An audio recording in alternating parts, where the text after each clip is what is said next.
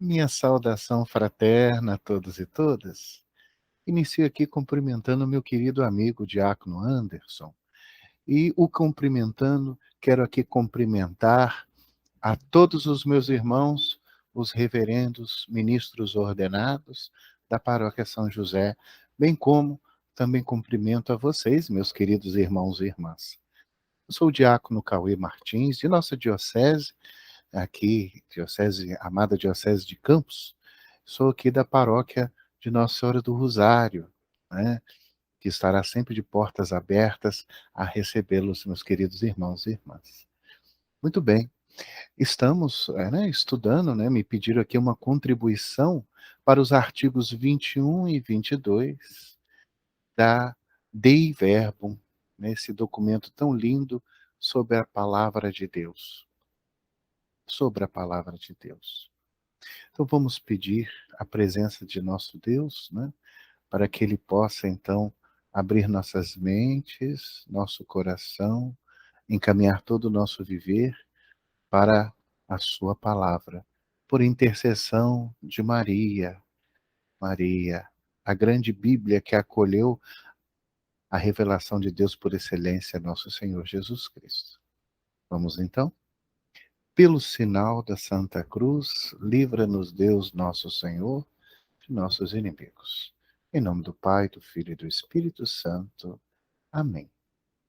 Meus irmãos e minhas irmãs, até para não ficar longo, quero aqui dizer que nós encontramos, a, o texto, disponibilizado gratuitamente na internet pelo site do Vaticano em português, né? E está aqui para nossa incumbência o número 21 e o número 22, aqui do capítulo 6º, a Sagrada Escritura na vida da Igreja. Então, fazendo aqui até para o vídeo não ficar longo, o que nós temos aqui de ideias principais?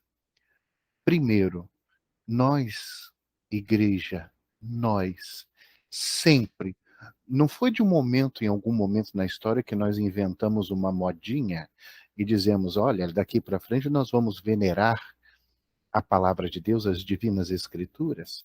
Não. Desde que nós existimos, nós temos esta relação tão carinhosa com a palavra de Deus, porque é através da palavra de Deus que o Senhor se revela para nós. É através de sua palavra, a palavra de vida, que orienta a nossa vida, nos alimenta, puxa a nossa orelha, nos chamando à conversão, nos, é, nos convidando nesta mudança de vida também uma mudança de lógica para com a realidade. Meus irmãos e minhas irmãs, a palavra de Deus ela tem um lugar muito especial. Na Santa Missa, por exemplo, nós temos ela como tem um lugar muito importante. Tanto é que em toda a liturgia como um todo, a Santa Missa, ela tem esses dois momentos que são um só, a liturgia da palavra. Já repararam nas Santas Missas, por exemplo, o diácono entra com o Evangeliário, o livro dos Evangelhos. Ali é Jesus que está entrando. E ele é colocado sobre o altar. Então, a primeira parte da Santa Missa, Deus nos alimenta com sua palavra, nos orienta. Na primeira leitura, depois no Salmo, na segunda leitura, nós respondemos. Temos a aclamação, Palavra do Senhor, graças a Deus. Isso não é à toa, não está ali à toa, não.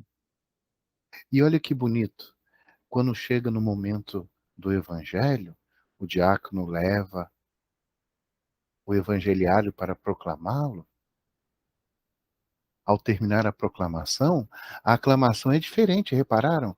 A proclamação é palavra da salvação.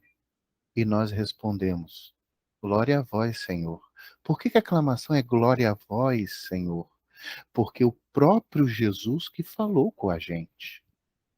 Então percebam, A palavra de Deus e, claro, o evangelho, né, são para nós vida, alegria, força, conversão. Então nós, igreja, veneramos a palavra de Deus, tanto é que na Santa Missa ela tem essa estrutura. Nos alimentamos de sua palavra primeiro, depois passamos para a liturgia eucarística, aonde nos alimentaremos com o corpo e o sangue do Senhor, do Senhor. Muito bem, já que estamos falando da tradição, né, falando aí da revelação, né, nós temos que entender, como diz ali o artigo 21, né, cita para nós a Sagrada Escritura e a Sagrada Tradição como sendo a revelação para nós.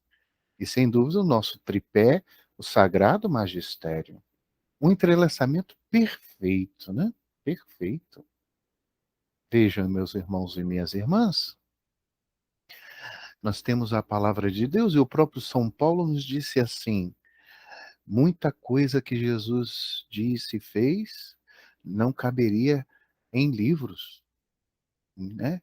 Então, ainda muita coisa ainda se ficou por escrever. Então, muita coisa chegou até nós, né, através da sagrada tradição, porque muita coisa foi contada, passada de geração em geração.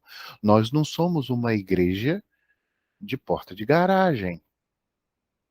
Nós temos esse tripé, aonde Deus fala conosco, através de sua palavra, através da sagrada tradição e, claro, pela orientação do Sagrado Magistério, até porque é o Espírito Santo que conduz a igreja.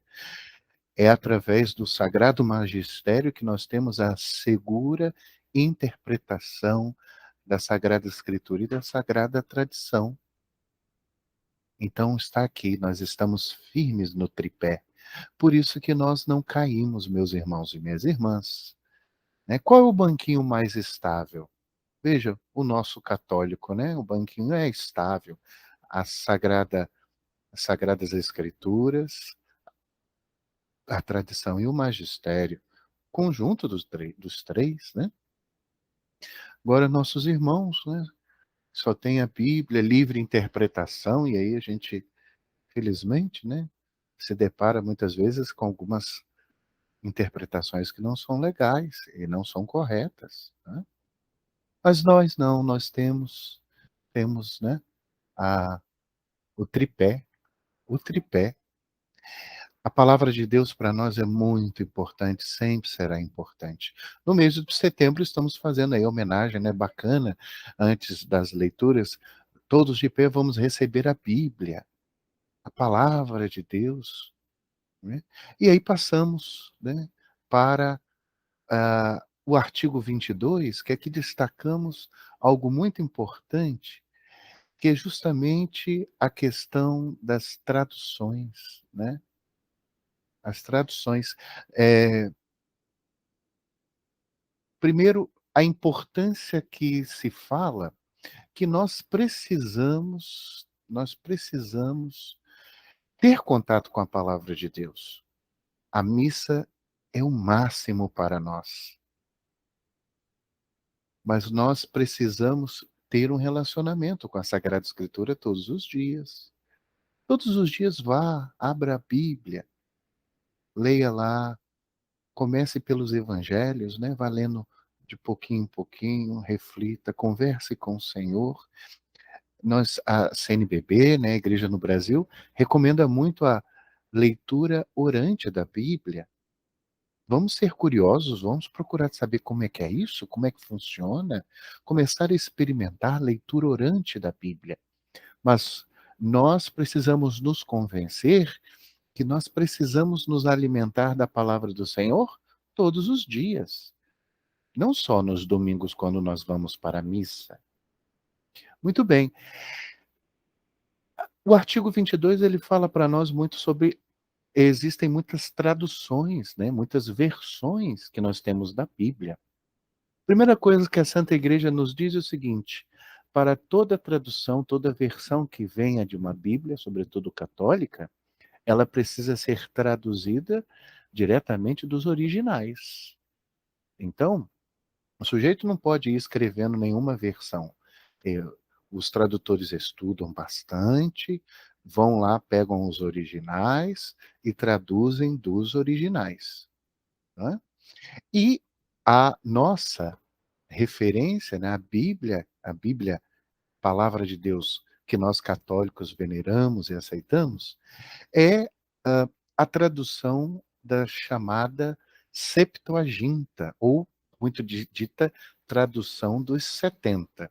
Eu trouxe aqui para nós, né, um pequeno texto que conta aqui para nós essa história da tradução dos 70, da Septuaginta. Septuaginta é a versão da Bíblia hebraica traduzida em etapas para o grego koiné. Que é isso? Naquela época, o mundo falava muito o grego koiné, que era uma espécie de inglês hoje, muito popular. Depois vai ser o latim, né? Mas o mundo falava grego. Então, começou-se a traduzir do hebraico para o grego, né? Entre os séculos terceiro antes de Cristo e o século primeiro antes de Cristo, lá em Alexandria, que fica no norte da África. Dentre outras tantas, é a mais antiga tradução da Bíblia hebraica para o grego, língua franca do Mediterrâneo oriental, pelo tempo de Alexandre o Grande. A Septuaginta, desde o século I, tornou-se a versão clássica da Bíblia para os cristãos de língua grega e foi usada como base para diversas traduções da Bíblia. Então, a nossa tradução, a tradução das Bíblias católicas, seguem esta, né, esses originais da chamada Septuaginta, onde para nós temos, né, o cânon bíblico, os livros oficiais que são considerados inspirados por Deus. Ali onde está a palavra de Deus, a revelação de Deus.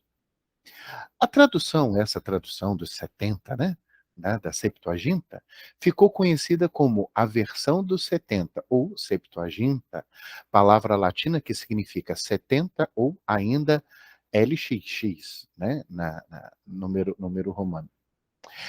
Devido a uma antiga lenda sobre sua origem, né, eu já escutei, né, que não lenda, mas um grande milagre.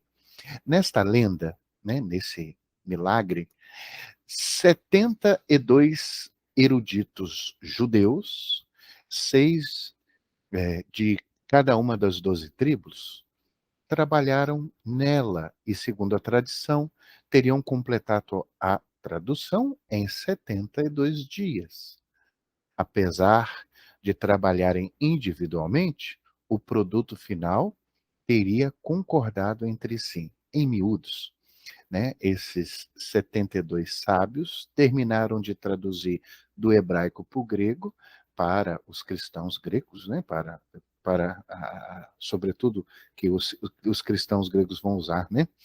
Então traduziram e o chamado milagre é que todas, além dos 72 dias, todas as traduções estavam idênticas. O milagre da tradução dos 70. Estavam idênticas as traduções, né? Uma diferença muito pouca aqui e ali, mas muito idênticas, né? Os, esses sábios. Bom, o número 22, nós temos 3 pontos importantes. Primeiro, nós devemos ter contato com a palavra de Deus. Nós devemos ter a Bíblia, nós devemos abrir a Bíblia, nós devemos ler a Bíblia, nós devemos estudar a Bíblia. Também, não somente na celebração, mas também todos os dias, né, nas nossas casas.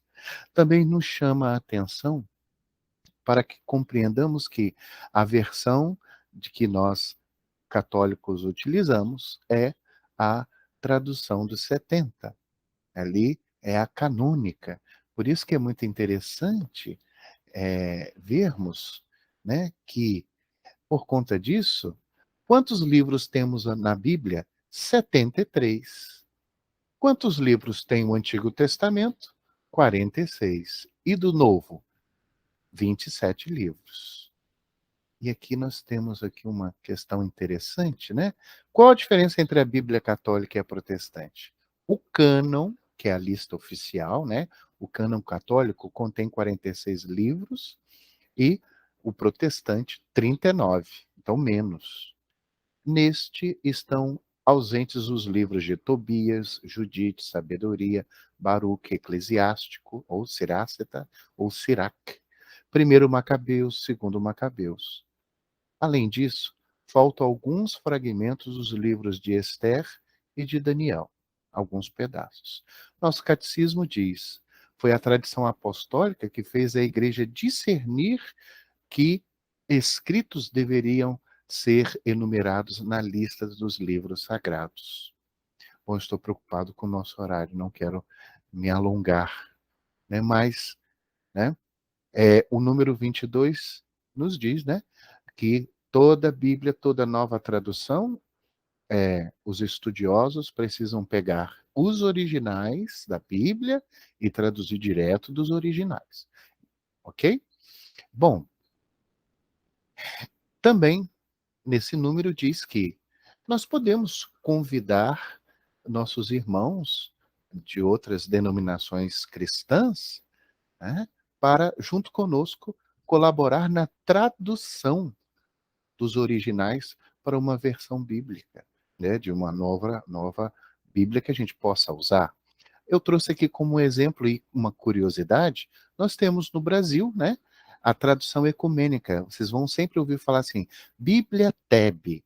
A Bíblia TEB, ela é a tradução ecumênica brasileira, né? Então, esta Bíblia aqui, ela traz nos textos, eles foram traduzidos dos originais e nós tivemos muitos outros ramos cristãos, além de católicos, que unidos fizeram, né? Isso é muito bonito, né? Que fraternidade bonita.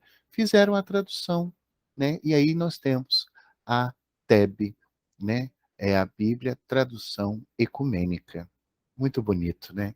Muito bonito. Então, meus irmãos e minhas irmãs, eh, encerro por aqui, né. Espero ter colaborado um pouco com essas reflexões. Então nós vamos ficar com essas ideias, né. A ideia de que nós veneramos a palavra de Deus, nós veneramos a palavra de Deus, tanto é que ela tem lugar importantíssimo em nossa vida, importantíssimo. Nós devemos tomar contato com a Bíblia, não somente nas santas missas, mas também em casa, tendo a Bíblia, visitando. Fiz aí o desafio, né, para vocês terem a curiosidade da Lectio Divina, a leitura orante da Bíblia, né? Entendemos que a nossa tradução vem lá dessa versão chamada tradução de 70. E para nós católicos, toda a Bíblia que nós usamos, ela deve ser traduzida direto dos originais, que estão lá em grego, estão lá em hebraico. E aí podemos convidar, né, outras denominações cristãs também para, junto conosco, fazer a tradução. Lembramos aqui um exemplo da TEB. Não posso me esquecer da versão chamada Vulgata. Vulgata. Vulgo significa povo, né? Então, São Jerônimo, né? O tradutor da Bíblia, ele pegou lá a tradução dos 70 e traduziu para o latim. Por quê? Porque agora a população do mundo falava muito o latim por causa dos romanos, né? Então é a tradução da Vulgata, ou seja, a tradução popular, porque estava na língua do povão, para que a palavra de Deus o povão entendesse. não podia me esquecer desse detalhe, que é muito importante, né? São Jerônimo, que celebramos aí o dia da Bíblia, o dia de São Jerônimo, né? No mês da Bíblia, né? Vamos pedir, aqui encerramos, quero agradecer esta oportunidade, né? Esse carinho, dessa fraternidade. O Senhor esteja convosco, Ele está no meio de nós. Abençoe-vos, Senhor misericordioso, todo-poderoso, Pai, Filho e Espírito Santo. Amém. Fiquemos em paz e o Senhor sempre nos acompanhe e que nós possamos sempre nos alimentar de Sua palavra e de seu corpo e de seu sangue. Demos graças a Deus. Obrigado, pessoal. Rezem por mim, desse miserável servo, desse grande pecador. Rezem por mim. Muito obrigado. Deus abençoe. Tchau, tchau.